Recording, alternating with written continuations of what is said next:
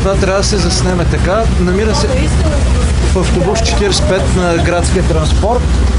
В квартал Красна поляна сме и се напълни с вода изцяло.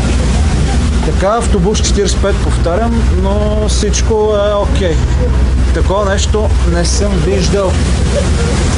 Така.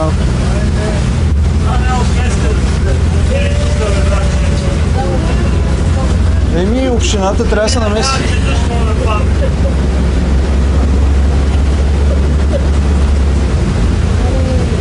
Да. Такова нещо направо. Братчета сърби вече взех да ги разбирам. Така.